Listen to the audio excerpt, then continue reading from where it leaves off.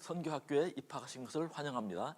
시니어 선교학교 1학년, 첫 번째 아름다운 시니어, 두 번째 교회에 도움이 되는 시니어, 세 번째 선교에 도움이 되는 시니어가 되는 길잡이 역할을 할 유한봉 강사입니다. 감사합니다. 오늘은 그 강좌 두 번째 아름다운 시니어 2강 21세기 메가트렌드 대변화에 대한 이해에 대한 주제를 말씀드리겠습니다. 먼저 저는 공기업에서 35년간 근무를 하고 정년퇴직한 다음에 재직 중에 대학원에서 사회복지 공부를 한 뒤에 한 10여 년 동안 노인복지 전문 분야에서 일을 했습니다. 프로필은 제 사진으로 대체하겠습니다. 21세기 문맹자에 대해서 한마디 하겠습니다. 엘빈 토플러가 폐기학습, 언런, 재학습, 리런, 평생학습, 라이프롱런을 하지 않는 사람을 문맹자라고 했습니다. 왜 그랬을까요? 보겠습니다. 21세기 변화의 속도는 과거 2만 년의 변화의 속도와 맞먹고 21세기 변화의 속도는 20세기 1000배 속도로 바뀐다고 합니다. 이렇게 빨리 변하는 시대에 과거에는 몇천 년, 몇백 년, 몇십 년의 산업이 바뀌었는데 지금은 해마다 바뀌고 달마다 바뀌고 날마다 바뀌는 겁니다. 이런 대변화의 시대에 우리가 스스로 공부하지 않으면 문맹자일 수밖에 없고, 문맹자는 방향 감각을 찾을 수가 없습니다. 나 자신을 위해서, 내 자녀들을 위해서, 손자녀들을 위해서, 그래서 사회 공부를 하기 위해서 미래를 준비하는 차원에서 공부하는 겁니다. 같이 저랑 공부 좀 해나가겠습니다. 21세기 메가트렌드 키워드 여러분들 아마 많이 보셨을 겁니다. 저출산 고령화, 기후변화, 과학기술 발전, 교육의 변화, 여성성 강화, 글로벌 세계, 싱글 가구, 인터넷 혁명, 로봇, 3D 프린터 이런 것들이 있지 않습니까? 이런 것들이 결국은 새로운 부의 기회와 시장과 산업이 등장할 것인데, 이것을 미리 공부하지 않은 사람들은 이런 세상이 올 거라는 걸 모르기 때문에 직업을 찾기도 힘들고 창업을 해도 실패하는 경우가 높고 자녀손들이 축복을 받을 길이 없게 되는 겁니다. 그래서 한번 메가트렌드를 보면 2025년 세계 주요국 GDP 경제성장 전망치를 골드만삭스 자료를 보면 미국과 중국이 20조 달러로 세계 1위를 갈 거라고 합니다. 현재 지금 세계 G2가 되어 있죠. 2050년이 되면 중국이 70조 달러로 세계 1위가 될 것이고 미국과 인도가 그 뒤를 따라갈 것이다. 그리고 그 안에 한 20위권 안에는 아시아, 아프리카 나라들이 쭉 들어 있습니다. 이런 것들을 볼 때 21세기는 아시아, 아프리카라는 시대라는 말이 나옵니다. 이 세계 지도를 보면 위의 지도는 74억 명의 인구 지도입니다. 인구 지도 보면 아프리카 지도도 있고 인도도 있고 중국이 지도가 제일 크게 나오죠. 일본 옆에 한국도 보입니다. 밑에 지도는 80조 달러라고 하는 그 GDP 지도입니다. 미국의 지도, 유럽의 지도, 아시아의 지도. 현재로 봐서는 아시아 쪽이 적은데 21세기 후반기가 갈수록 아시아 지도 쪽이 더 커지고 유럽은 축소가 되고, 지금 그림에 나와 있는 것처럼 아프리카는 지금 빈 주머니인데 아프리카 주머니가 20세기 후반에는 채워질 거라고 합니다. 이건 2002년도 세계 GDP 지도입니다. 2002년도만 하더라도 미국이 제일 부자고 유럽, 아시아에는 일본이 부자였었습니다. 그런데 2015년이 되니까 미국, 유럽을 합친 것만큼 아시아가 커졌습니다.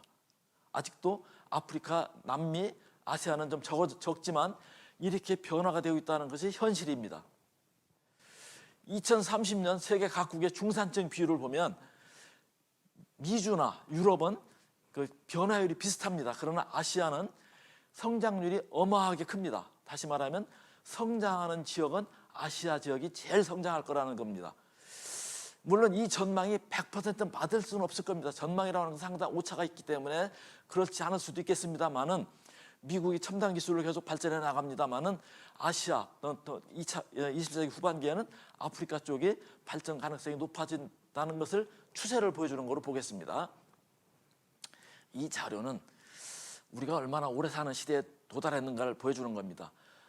1980년도에 나와 있던 타임지 표지에 1982년도에 태어난 아이는 100살을 살 거라고 예상했습니다. 그런데 2015년에 태어난 아이는 142세를 산다고 합니다. 2010년 세계 지도와 한국 인구 구조입니다.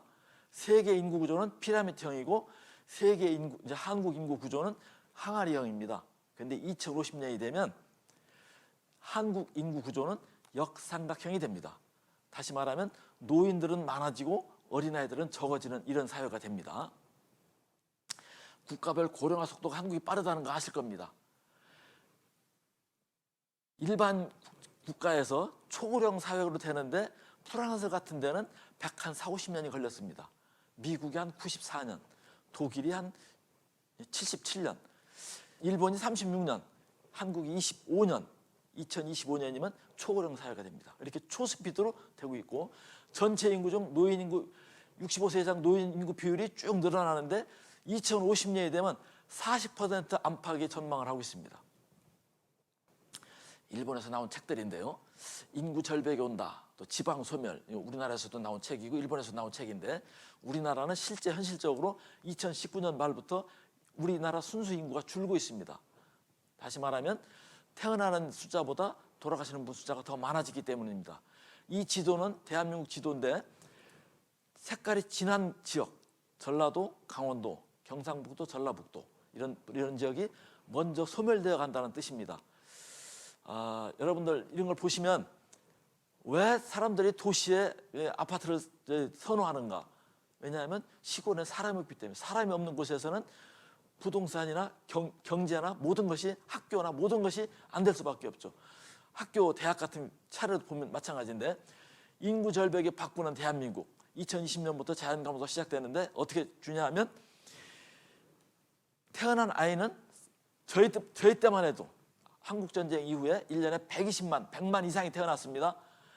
지금 최근에 30만 이하로 떨어져서 올해는 태어난 아이가 26만 명에도 이르지 못할 거라고 전망이 되고 있습니다. 그런데 돌아가시는 분은 30만 가까이 30만 되고 있습니다. 그래서 사실은 순수 인구는 줄어들고 있는데 전체 인구는 왜 안 줄고 있는가? 사실은 노동자들을 해외에서 보충해 주기 때문에 그렇습니다. 여러분 아시다시피 농촌이나 중소기업이나 축산농가나 어촌에 심지어 어부들까지도 해외 이주 노동자가 아니면 우리나라 노동자가 극히 부족한 나라가 됩니다. 2024년부터는 지금 현재도 그렇지만 대학교에 신입생을 못 뽑아서 대학생이 계속 대학교가 미달 사태가 빚어지고 있고 또 이제 점점 대학의 문을 많이 닫게 되겠죠. 여러 가지 문제가 남는다는 거. 또 이제 교사들도 남아갈 겁니다. 제가 전에 공주대학교에서 산학협력 교수를 했는데 한 10년 됐습니다. 그때만 해도 550명 사범대학 졸업생 중에 1년 동안 교사로 발령나는 사람이 150명이 되지 않았습니다. 지금은 더 줄었을 것입니다. 그런데 지금도 사범대학을 자녀를 보내고 교육대학을 보냅니다.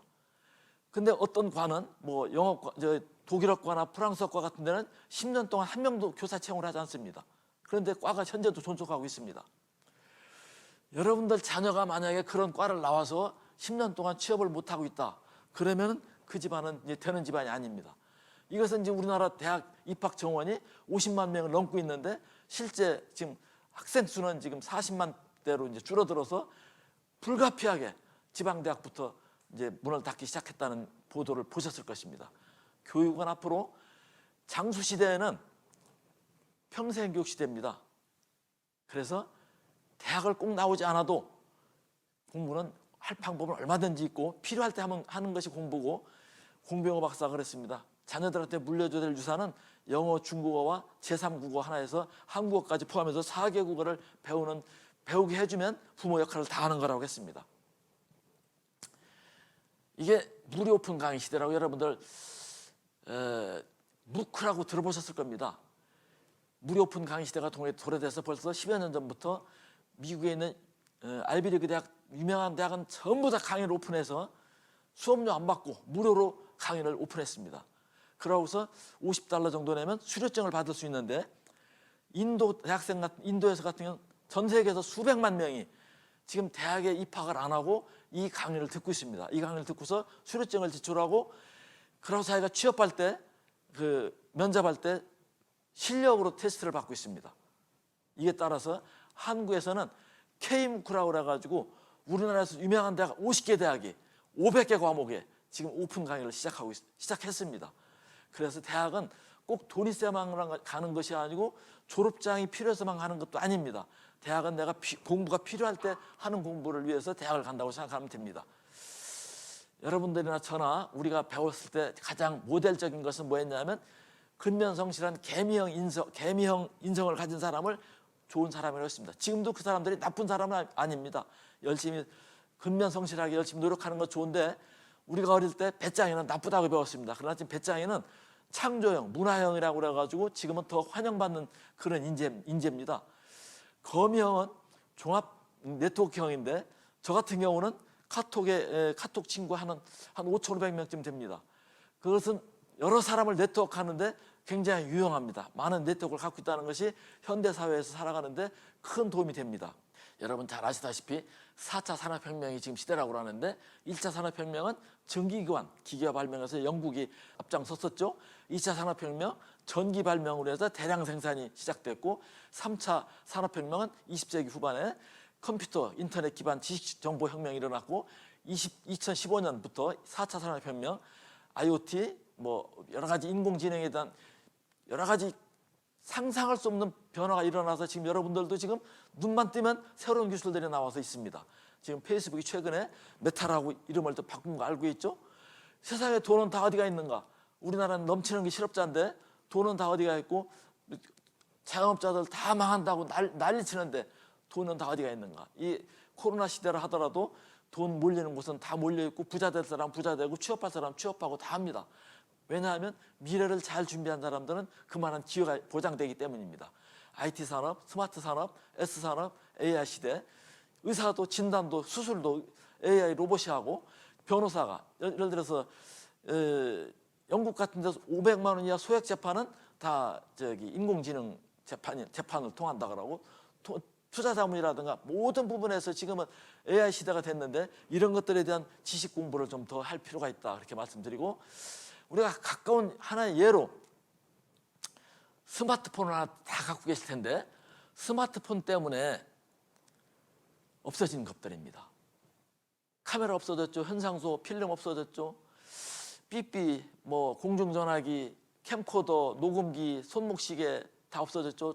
종이지도, 달력 없어, 전화번호, 백과사전, 신문, 연합장, 편지 다 없어졌습니다. 제가 다니던 조폐공사 은행점포 ATM기 아시죠? 은행점포도 계속 줄어서 은행원도 지금 계속 자원 감축하고 있습니다. ATM기도 지금 본점마다 산더미처럼 쌓여 있습니다. 다 스마트폰으로 대금을 이체하기 때문이죠. 부조금도 다 스마트폰으로 내죠. 제가 다니던 조폐공사도 제가 다닐 때 제가 전성기 때는 인원이 3,4천 명이 됐습니다. 3,4천 명이 됐는데 제가 퇴직할 때 1,500명, 1,600명 지금은 반으로 또 줄여드는 상황입니다. 왜냐하면 주화를 쓰지 않습니다. 동전을 쓰지 않습니다. 주화공장이 놀고 있죠. 우표공장 놀고 있죠. 채권공장 놀고 있죠.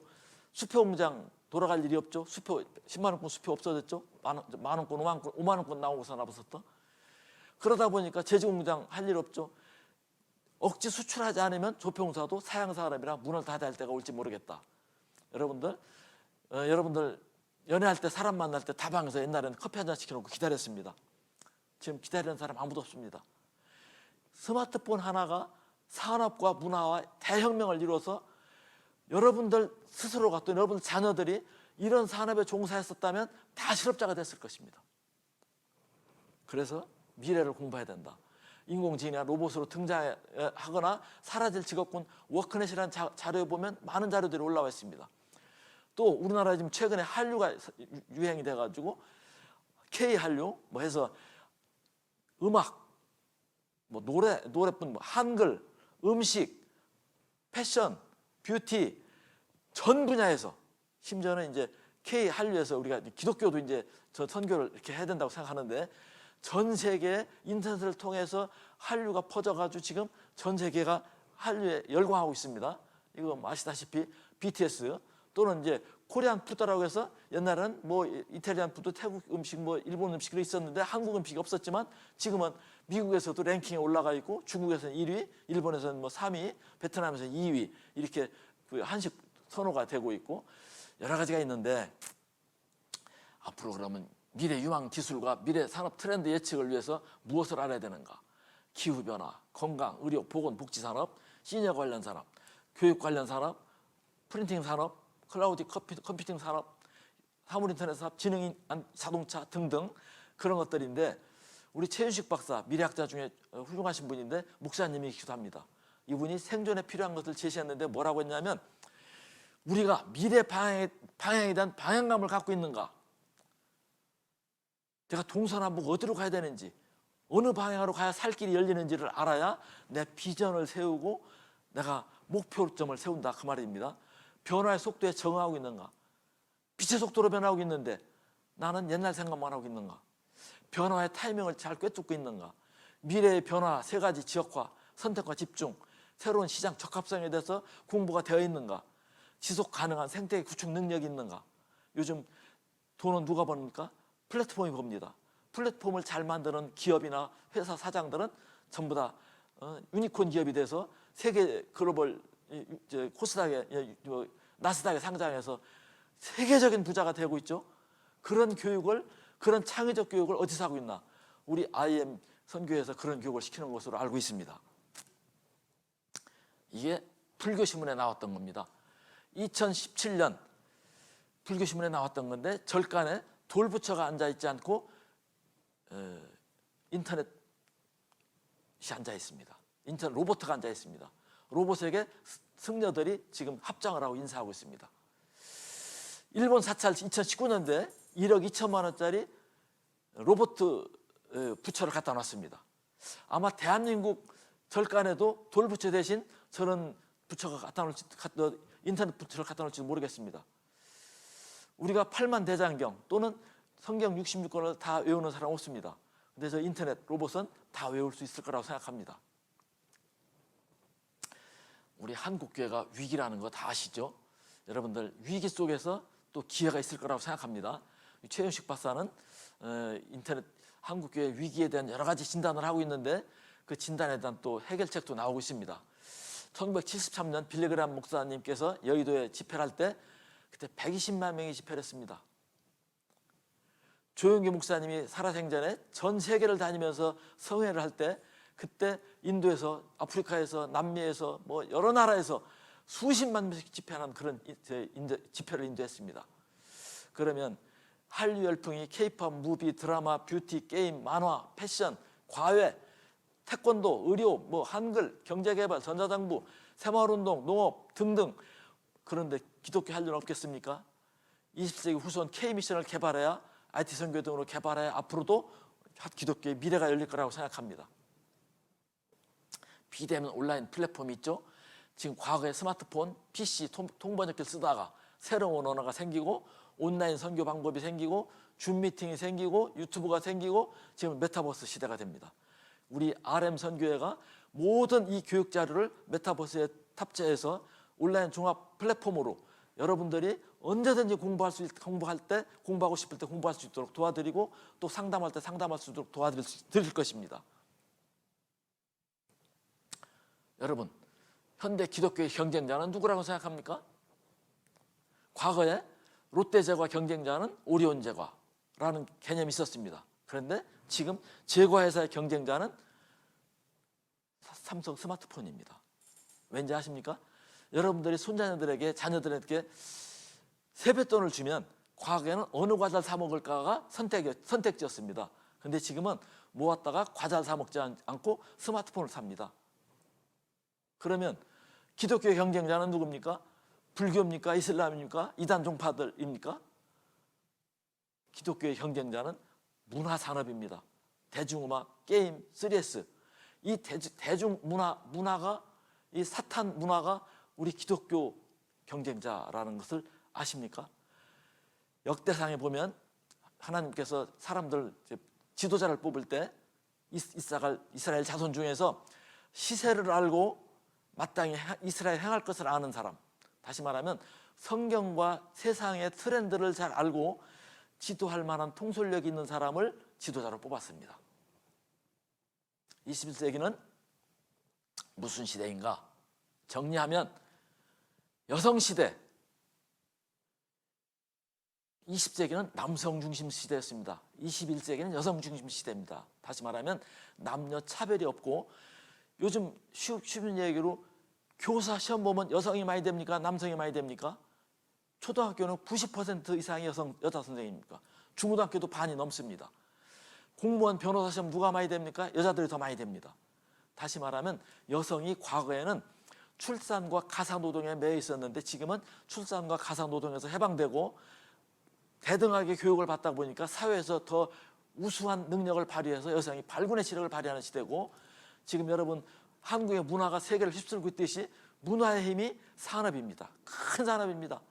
감성이 또 마찬가지고 영성시대, 교회가 이렇게 무너지는 것 같지만 살아있는 영성은 결국 하나님이 살리십니다. 진짜 영성은 또 살아나는 시대가 옵니다. 고령화 시대에 따라서 노인 문화가 확산돼서 노인 시대가 돌아야 한다는 얘기고, 과거 20세기는 유럽의 시대였습니다. 그런데 21세기는 이제 미국을 거쳐서 아시아 시대, 그 후반에는 아프리카 시대, 그리고 지금 여러분 묵도하는 4차 산업혁명 시대를 살아가면서 여러분들 자녀 시대에는 5차 산업혁명이 또 있을 것입니다. 이렇게 21세기 메가트렌드가 변화하는 시대에 살아남을 수 있는 유일한 방법은 유능한 사회인은 글로벌 통찰력을 갖는 비전입니다. 그렇게 하기 위해서 UN 미래 프로그램이라든가 여러 미래 학회에서 발표하는 미래 자료 책들을 읽어보면서 나 자신도 공부를 하고 우리 자녀들을 위해서 상담도 해주고, 자녀들이 진로 지도할 때, 손자녀들 진로 지도를 할 때 할아버지 할머니가 무슨 말씀을 해주셔야지 할아버지 할머니한테 오지 않습니다. 아이들이 어르신이 되면 어른들한테는 또 냄새가 나는 분이 있습니다. 용돈 주실 때는 가지만 평상시 오라고 하면 안 갑니다. 그러나 할아버지 할머니들 시니어, 유능한 시니어가 돼가지고 준비가 잘 된 시니어, 베푸는 시니어, 또 이렇게 상담이 잘, 말씀이 통하고 소통이 잘 되는 시니어가 되면 여러분들은 바로 아름다운 시니어가 되고 골든 시니어가 돼서 손자녀들과 행복하게 살면서 한 시대를 같이 살면서 그 자녀 세대를 축복하고 그 자녀 세대를 도와줄 수 있는 시니어가 될 수 있다는 것을 말씀드리기 위해서 첫 번째 제 강의로 21세기 메가트렌드 대변화에 대해서 말씀드렸습니다. 감사합니다.